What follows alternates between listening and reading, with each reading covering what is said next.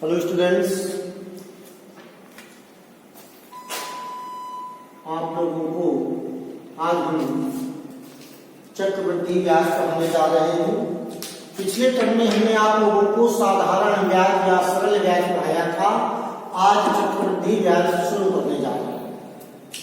तो चक्रवृद्धि ब्याज क्या होता है?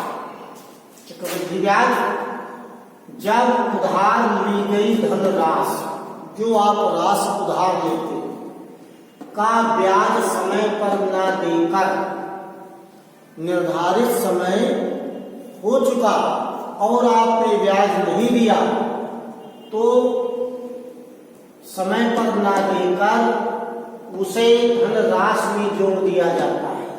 तो जो ब्याज बना उसको हम उस धनराशि में यानी कि मूलधन में जोड़ देते हैं और फिर उस धनराशि तथा ब्याज के प्राप्त योग फल पर ब्याज लगाया जाता है। जैसे आपने किसी महाजन से 5,000 रुपए उधार लिए एक साल के 10% वार्षिक ब्याज की दर से और साल के अंत में आपने ब्याज अदा नहीं किया तो उस ब्याज को भी 5,000 रुपए में जोड़ दिया जाता है। और अब जो योग फल प्राप्त हुआ ये लिखा है उसे धनराशि में जोड़ दिया जाता है। किसे? ब्याज। और फिर उस धनराशि तथा ब्याज के प्राप्त योग फल पर ब्याज लगाया जाता है। तो 5,000 रुपए पर आपने ब्याज जोड़ दिया, अब जो धनराशि प्राप्त हुई उस पर हम ब्याज लगाएंगे, उसे चक्रवृद्धि ब्याज कहते हैं। अर्थात ब्याज के ऊपर ब्याज लगाया जाता है।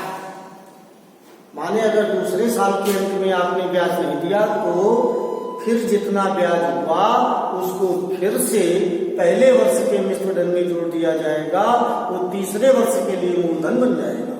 और अगर आपने तीसरे वर्ष में भी ब्याज अदा नहीं किया तो तीसरे वर्ष का ब्याज दूसरे वर्ष के मूलधन में जोड़ दिया जाएगा और फिर वो चौथे वर्ष के लिए मूलधन का काम करेगा। चलिए अब इसके आगे की बात करते हैं कि यदि मूलधन आपका P है, मूलधन माने प्रिंसिपल, चक्रवृद्धि ब्याज की दर R है माने रेट, वार्षिक तथा समय N है, समय को N से ट्रेड कर रहे नंबर ऑफ टर्म्स, तो चक्रवृद्धि मिश्र धन एक कंपाउंड इंटरेस्ट ज्ञात करने के लिए चक्रवृद्धि मिश्र धन माने अमाउंट निम्न सूत्र से प्राप्त कर सकते हैं। तो चक्रवृद्धि मिश्र धन बराबर मूलधन एक धन दर बटे 100 घात समय। इसको प्रतीकों में लिख सकते हैं इक्वल टू P ब्रैकेट में 1 + R/100 पावर n।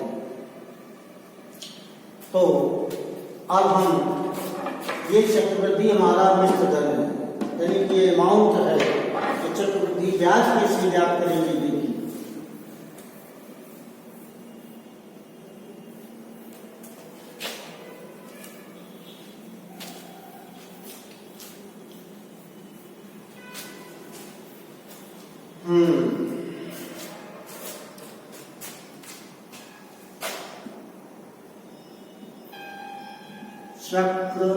चक्रवृद्धि ब्याज बराबर मिश्र धन माइनस मूलधन। चक्रवृद्धि ब्याज माने कंपाउंड इंटरेस्ट इक्वल टू मिश्र धन माने E मूलधन माने P। अब कंपाउंड इंटरेस्ट I बराबर मिश्र धन क्या होता है? A धन P धन 1 धन R/100 पावर n मूलधन। ये हो गया आपका P कामन कर लीजिए 1 + R/100 पावर n। इस प्रकार से ये कंपाउंड इंटरेस्ट माने चक्रवृद्धि ब्याज का सीधे फॉर्मूला होता है। तो compound interest CI equal to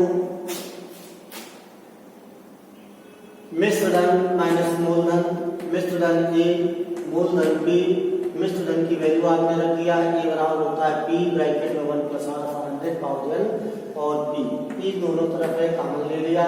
जो चीज बची p का भाग दे दिया इसमें 1 + r/100 पावर n, p का भाग p में दे दिया, a का। तो ये कंपाउंड इंटरेस्ट परिकलित करने का फार्मूला। अब हम सवाल पर आते हैं।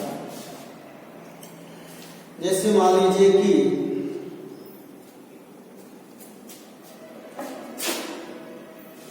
सवाल है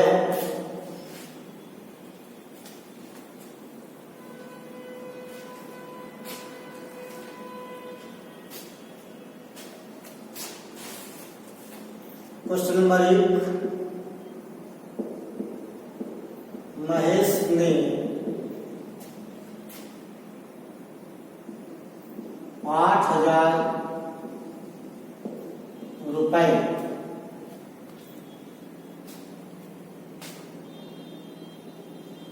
%5 वार्षिक ब्याज की दर से लिया।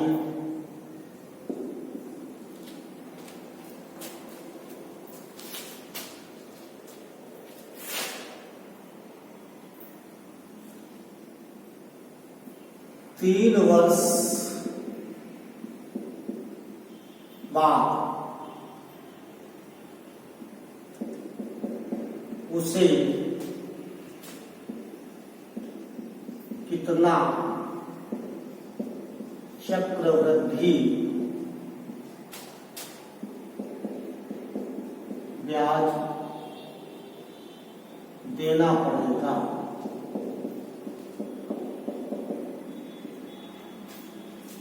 तो हल देखिए, मूलधन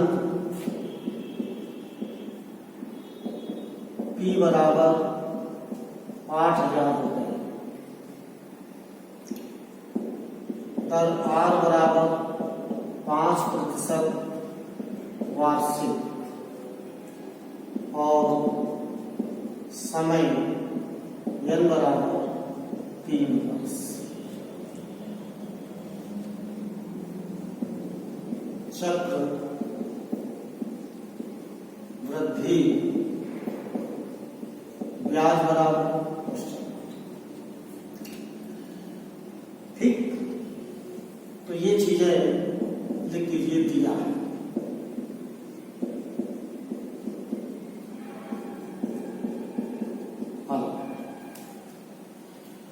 तो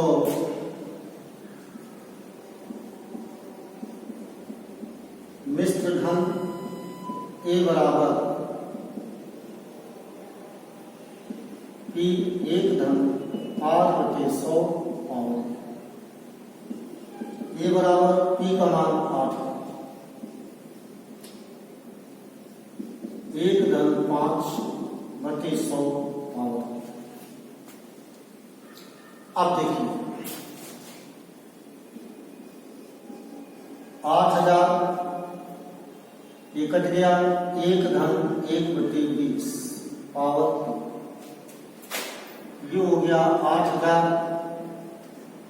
तो 20 एकम 20 और 21/20 पावर। तो इस प्रकार से आपने देखा। अब इसके बाद में हो जाएगा A बराबर 8,000 गुणा 21/20, 21/20, 21/20। A बराबर 3 0 से 3 0 काट दीजिए, 2 दूनी 4 दूनी 8, ये पूरा पूरा कट गया। 21 गुणा 21 गुणा 21। A बराबर 21 21 441 कर दीजिए, 441। 1 का गुणा हो गया 2 8 8, 1 6 8 4 12। तो कहने का भाव ये है, A बराबर 92।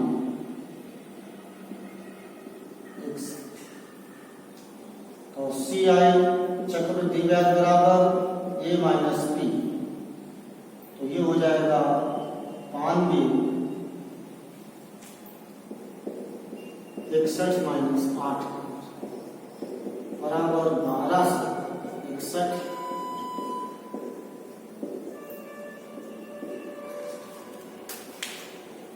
तो एक बार सवाल को समझ लीजिए कि मैं इसमें 8,000 रुपये 5% वार्षिक ब्याज की दर से लिया, 3 वर्ष बाद उसे कितना चक्रवृद्धि ब्याज देना पड़ेगा। तो मूलधन आपका 8,000 रुपया, दर 5% वार्षिक, समय 3 वर्ष, चक्रवृद्धि ब्याज ज्ञात करना है। मिश्र धन बराबर होता है कि ब्रैकेट में 1/100 भाग n। अब आपने सबकी वैल्यू पुट कर दी। पी का मान 8,000, आर का मान 5 और एन का मान 3। तो ये 5 कम 5, 5 दूनी 10, ये 0 1/20, 20 कम 20, 21, 21/20 और इसकी घातें 3 लगेंगी।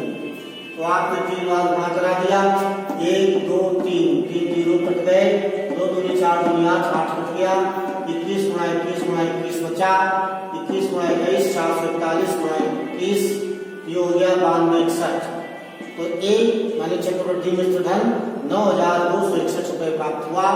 अब सी आई माने कंपाउंड इंटरेस्ट चक्रवृद्धि ब्याज, तो ए माइनस बी 9261 माइनस 8,000 1261 रुपये। तो इस प्रकार से आपका जो आंसर हुआ, तो ये है आपका उत्तर बराबर चक्रवृद्धि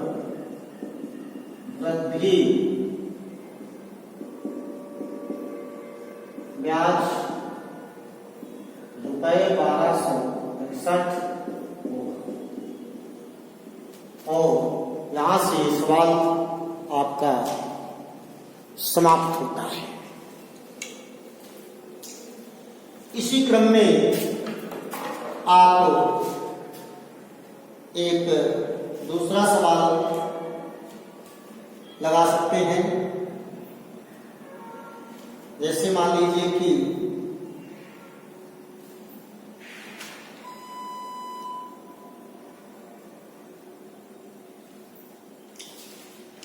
एक सवाल है 5,000 रुपये 10% वार्षिक ब्याज की दर से 3 वर्ष का चक्रवृद्धि ब्याज।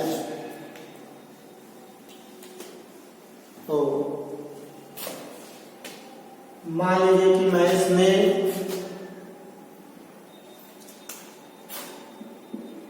5,000 रुपए लिए और ब्याज की दर 10% हो गई, ब्याज दिया, 3 वर्ष बाद इसे कितना चक्रवृद्धि ब्याज देना पड़ेगा।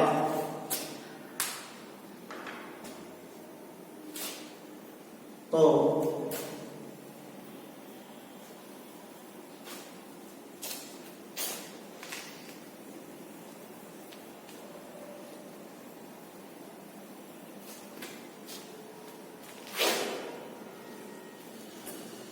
देखिए, अब मूलधन हमारे पास है 5,000 और दर हमारे पास है 10%, समय 3 वर्ष, चक्रवृद्धि ब्याज मिश्र धन है, ठीक। तो ए बराबर पी का मान है 5,000,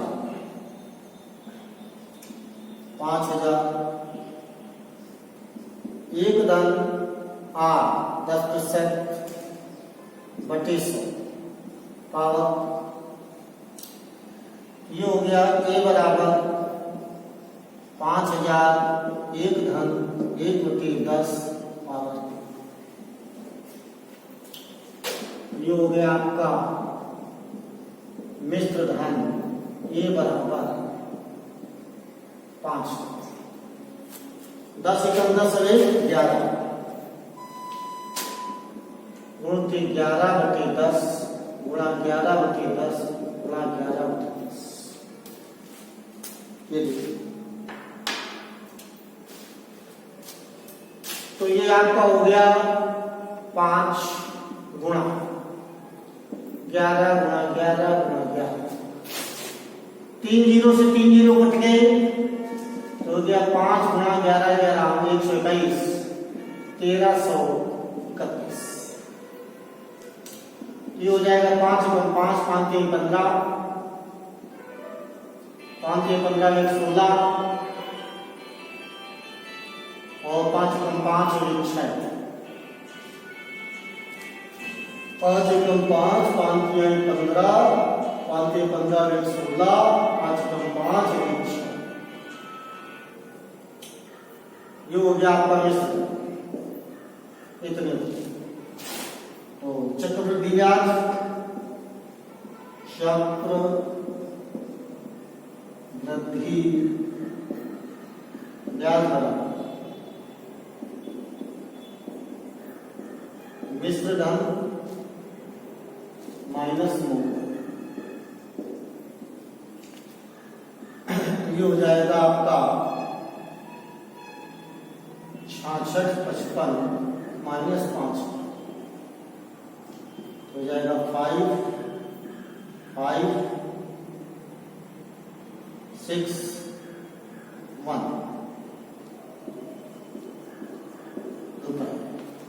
तो इस प्रकार से आपको ब्याज प्राप्त हो गया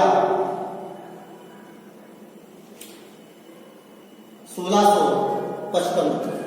इसको आप एक बार पुनः समझ लीजिए कि महेश ने 5000 रुपए 10% वार्षिक ब्याज की दर से लिया, 3 वर्ष बाद उसे कितना चक्रवृद्धि ब्याज देना पड़ेगा।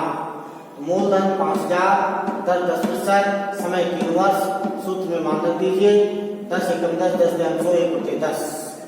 आप 10 एकम 10 में 11, 11 × 10 आते 3 लेंगे, 3 बार गुणा, 300 से 300 कट के 5 गुणा 11 गुणा 11 गुणा 11, तो 11 गुणा 11 गुणा 11 1331 होता है। और 5 का गुणा कर दिया, 5 एकम 5, 5 तिहाई 15, 5 तिहाई 15 एक 16, 5 एकम 5 एक 6। चक्रवृद्धि ब्याज बराबर मिश्र धन माइनस मूलधन, तो 6655 माइनस 5000 1655 रुपए। ये आपको चक्रवृद्धि ब्याज बना और ये आपका आंसर। तो इससे संबंधित सवाल आपको घर में लगाएं, उनका अभ्यास करें और हमसे अपनी समस्या पूछें। इन्हीं शब्दों के साथ आज मैं शिक्षण कार्य समाप्त करता हूँ।